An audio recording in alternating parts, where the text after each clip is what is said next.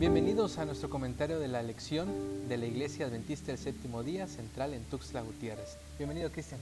Bienvenido, Johnny, es un gusto estar contigo nuevamente. Vamos avanzando en nuestro estudio trimestral y también nos acercamos a fin de año. Ya estamos cerrando con este cuarto trimestre el año 2024 y esta semana nos toca repasar precisamente la lección número 10 para el 7 de diciembre. Estamos llegando casi al final del trimestre. El camino, la verdad y la vida. El versículo de memoria de la semana dice Juan 1:18. A Dios nadie lo vio jamás. El Hijo único que es Dios, que está en el seno del Padre, Él lo dio a conocer. Así que esta semana tenemos un estudio interesante que se desprende del título de la lección. Yo soy el camino, la verdad y la vida. Y vamos a ver la relación una vez más de que el Padre, el Hijo y el Espíritu Santo conjugándose con la palabra de Dios en el Antiguo Testamento para dar testimonio acerca de la verdadera misión del Mesías. Y es que recordemos nuevamente que Juan nos está queriendo llevar de la mano hacia la identidad de Jesús. Y dentro de esta identidad de Jesús, Jesús se revela como la verdad, el camino y la vida. Y en esta semana estamos estudiando acerca de estos conceptos en específico. ¿Qué significa que Jesús sea la verdad? ¿Qué significa que Jesús es el camino? Y también qué significa que Él es la vida. Juan es el único evangelista de los 4 que escribieron el ministerio de Jesús que no menciona en la Santa Cena la repartición del pan y del vino, sino que se centra en algo muy especial que vamos a ver un poco más adelante. Y se enfoca precisamente en que Jesús estaba despidiendo de sus discípulos. Entonces, aquí vemos un giro en la historia que Juan nos está contando.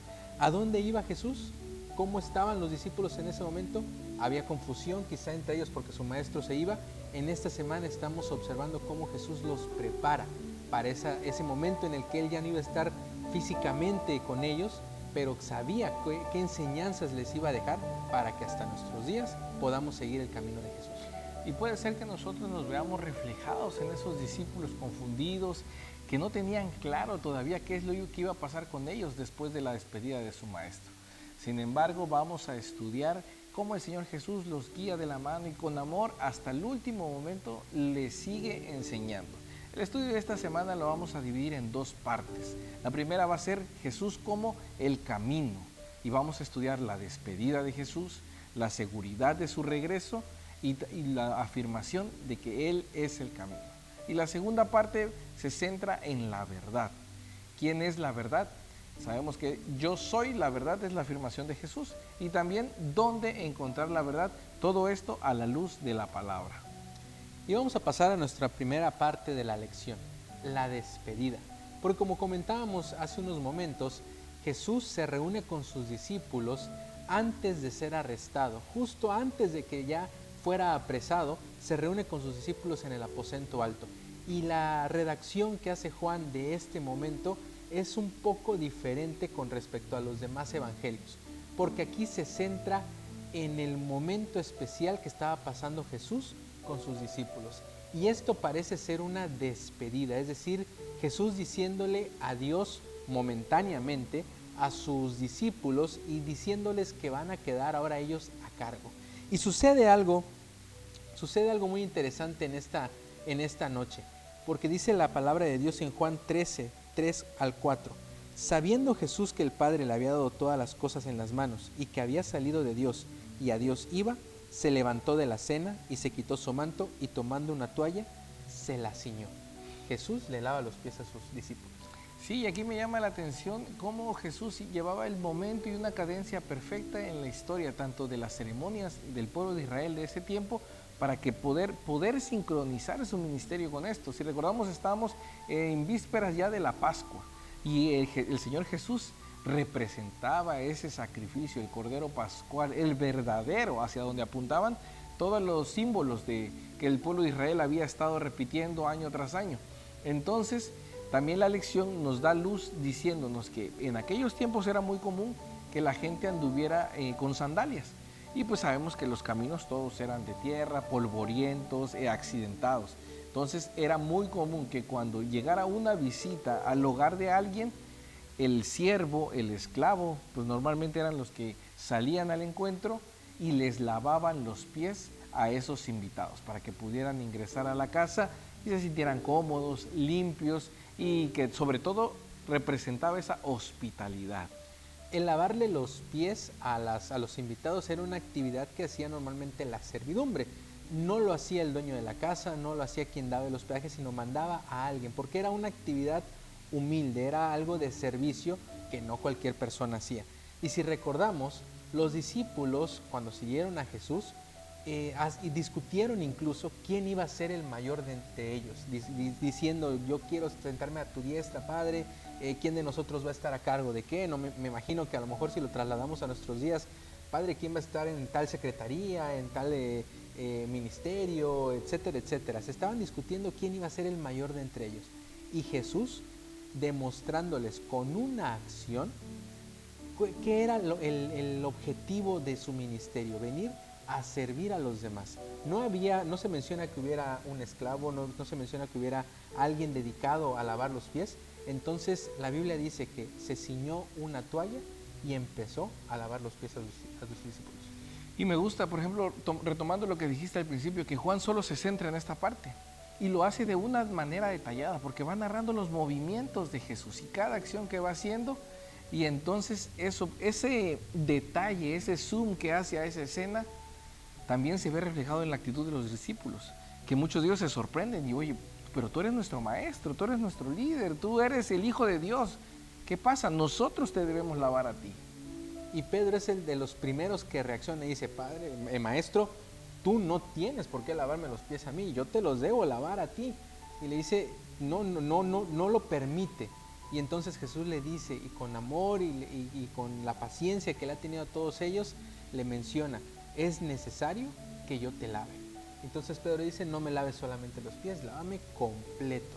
Y entonces, como bien dices, hay detalle en la narración, y es Juan tratando de indicarnos que el gran maestro, el Dios, el Hijo de Dios que vino, que bajó de su trono celestial, que tiene el poder del universo, fue capaz de ser tan humilde de poder lavarle los pies a sus discípulos para darles una enseñanza práctica.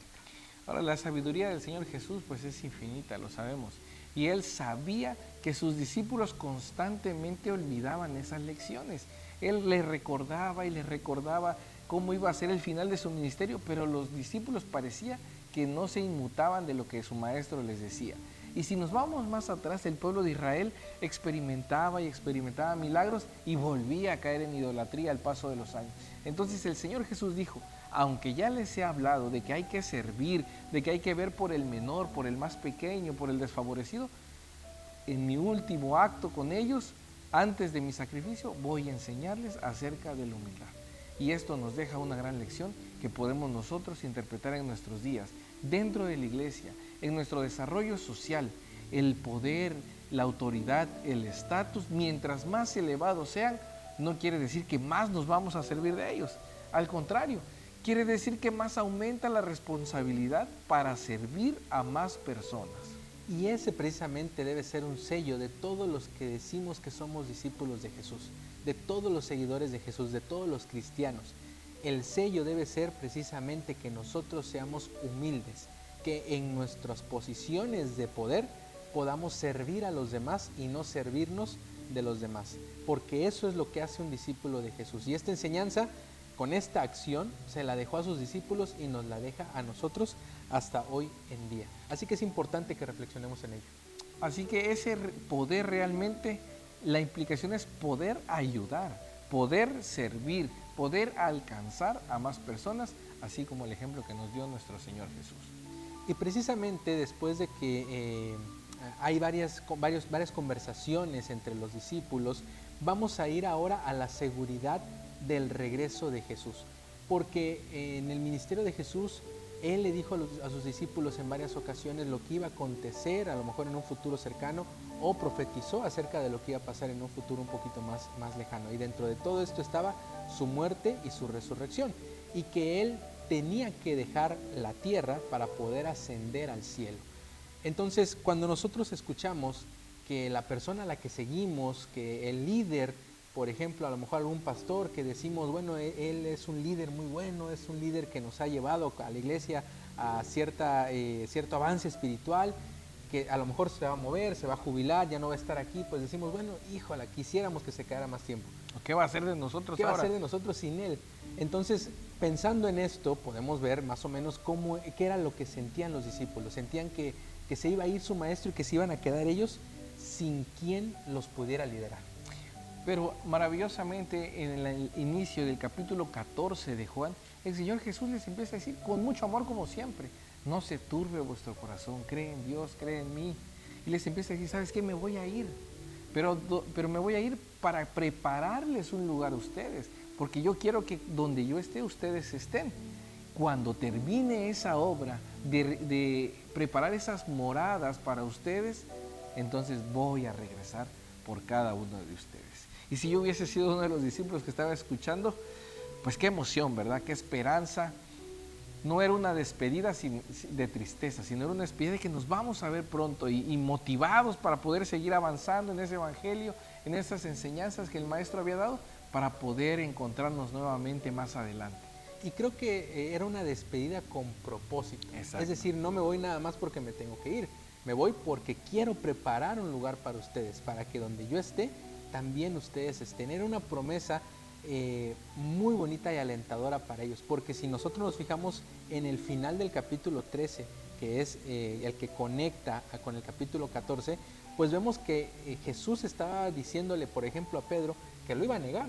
Entonces, sí, este momento de tensión entre ellos provocó que primero se sintieran mal, luego posteriormente se dieran cuenta de que su maestro ya no iba a estar. Entonces Jesús les dice, tranquilos, no se turbe vuestro corazón, no estén alterados, y les da la promesa de su pronto regreso. Entonces, esta promesa que le dio a los discípulos es la promesa que nosotros también tenemos en nuestro corazón, que nuestro Señor Jesús se fue al cielo para poder preparar lugar para cada uno de nosotros y que no quiere que nadie falte.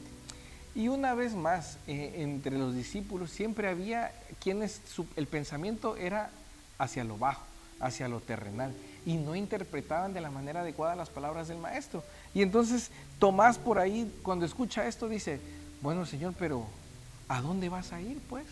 ¿Qué vas a ir a hacer? ¿O qué pasa? No entiendo. ¿Vamos a poder ir contigo? ¿Cómo le vamos a hacer? ¿Cuáles son las instrucciones? Y entonces el Señor dice, después de todo este tiempo, ¿no me has conocido? ¿No has visto al Padre a través de mí? Qué paciencia la del maestro. Así es, con total paciencia y amor, Jesús estaba volviéndoles a dar la indicación, porque Jesús les dice, y sabéis a dónde voy y sabéis el camino. Y Tomás reacciona ante esto precisamente, ¿cómo vamos a saber si no estás con nosotros? ¿A dónde iba Jesús? ¿Cuál era el camino? Jesús les dijo, yo soy el camino, yo soy el que direcciona al Padre, nadie va al Padre si no es por mí. Entonces, aquí nos podemos dar cuenta que la enseñanza de Jesús hacia sus discípulos y hacia nosotros es indicar que el único camino para llegar al cielo, el único camino para dirigirnos hacia la patria celestial es precisamente el Señor Jesús, que nos da la salvación.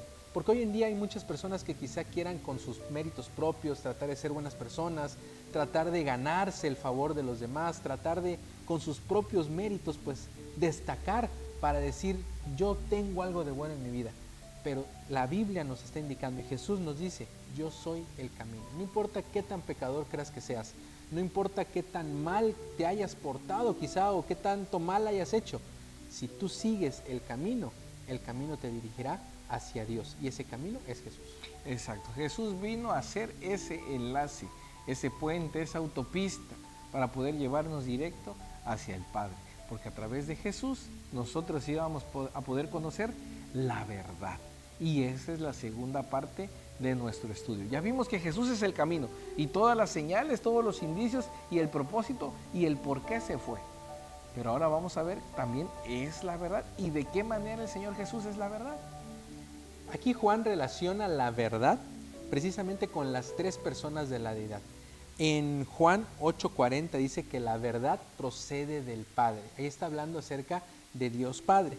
En Juan 14:6 se menciona que Jesús es la verdad, Dios Hijo. Y en Juan 15:26 menciona que el Consolador es el Espíritu de verdad, el Espíritu Santo es ese Espíritu de verdad. Entonces, la Trinidad, las tres personas de la divinidad son precisamente la verdad. Estamos en un mundo en el que buscamos la verdad y muchas veces decimos, bueno, es que no hay una verdad absoluta, ¿no? Exacto. Podemos decir, esta es tu verdad, esta es mi verdad. Incluso a veces, si nos llegamos a pelear, pues uno tiene un punto de vista, otro tiene otro punto de vista y contamos como que nuestra versión, y es lo que creemos que es nuestra verdad. La verdad, cuando depende del ser humano, puede ser muy subjetiva, pero la verdad no proviene del hombre, proviene de Dios. Y debemos tener cuidado de no caer en este relativismo teológico, de donde la interpretación de cada uno puede ser aceptada, porque la palabra de Dios es clara. Y si nosotros estamos en el camino buscando al Padre, quien nos va a guiar en esa búsqueda de la verdad es el Espíritu Santo, y no habrá forma que nosotros interpretemos de distinta forma. A lo largo de las lecciones pasadas hemos estado estudiando que todas las obras de Jesús daban testimonio del Padre. Todo el poder que Jesús ejercía provenía del Padre. Entonces, todo lo cierto del ministerio de Jesús venía directamente del Padre y se manifestaba en la persona de Jesús. La lección quiere dejarnos esto en claro, que la verdad no es un concepto, no es una teoría. La verdad se da en la persona de Jesús porque está directamente conectado con el Padre. Y cuando el Señor Jesús se va, se despide, no nos dejó solos. Así es, dejó al Consolador para que siguiéramos también por ese mismo camino. Creer mi verdad no hará ningún cambio en mi vida. Creer la verdad en Cristo Jesús va a renovar mi alma para vida eterna. Por eso lo que mencionas es muy importante. La Biblia es muy clara en muchos de sus conceptos y nos indica cuál es el camino. Y este mundo, ahora que se ha abierto a tantas filosofías o a tanto subjetivismo, pues ahora está confundido, porque no sabemos hacia dónde ir, no sabemos a quién seguir, no sabemos hacia dónde dirigirnos, cuando la Biblia ya nos ha dejado precisamente cuál es el camino, nuestro propósito, el destino hacia donde nosotros vamos. Entonces, si nosotros permitimos que la Trinidad, que Dios, todas las personas de la divinidad estén en nuestra vida, no hay manera que vayamos a una dirección equivocada. Y esa es la última parte de nuestra lección. Cuando nosotros permitimos que el Espíritu Santo hable a nuestro corazón, transforme nuestra vida, nos direccionará al lugar exacto para encontrar la verdad. Ahora, ya sabemos que la verdad está en la divinidad, está en el Padre, está en el Hijo y está en el Espíritu Santo. ¿Dónde encontramos la verdad? ¿Dónde podemos dirigirnos hacia esa verdad? Y la Biblia y el ministerio de Jesús también nos indica precisamente dónde encontramos la verdad. Lucas 24:27 dice, y comenzando desde Moisés y siguiendo por todos los profetas, les declaraba en todas las escrituras lo que de él decían. Jesús está apuntando hacia el mejor manual de vida, que es la Biblia.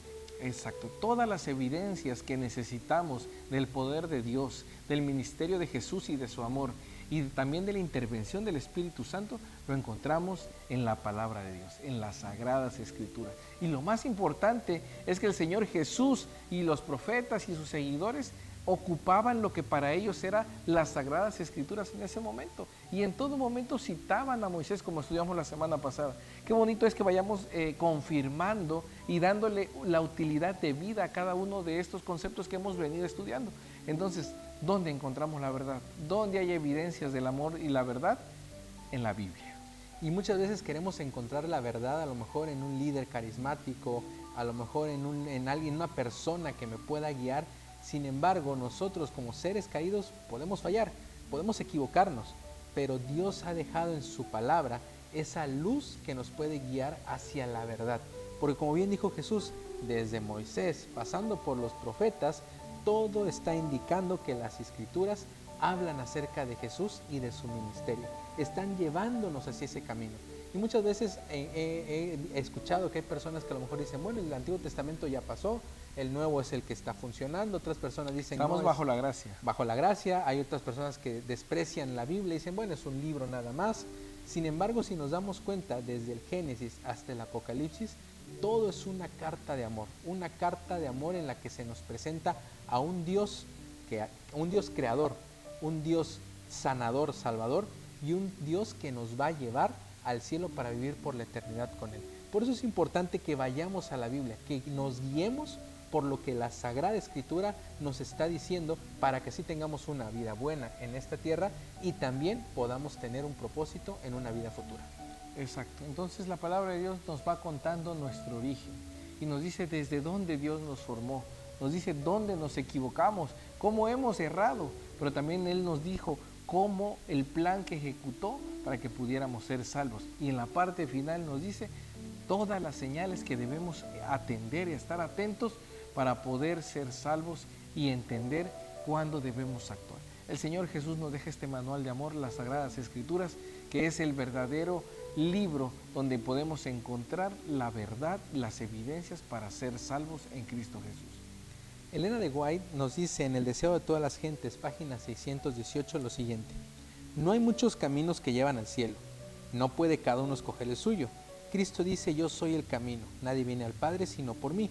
Desde que fue predicado el primer sermón evangélico, cuando en el Edén se declaró que la simiente de la mujer aplastaría la cabeza de la serpiente, Cristo ha sido enaltecido como el camino, la verdad y la vida.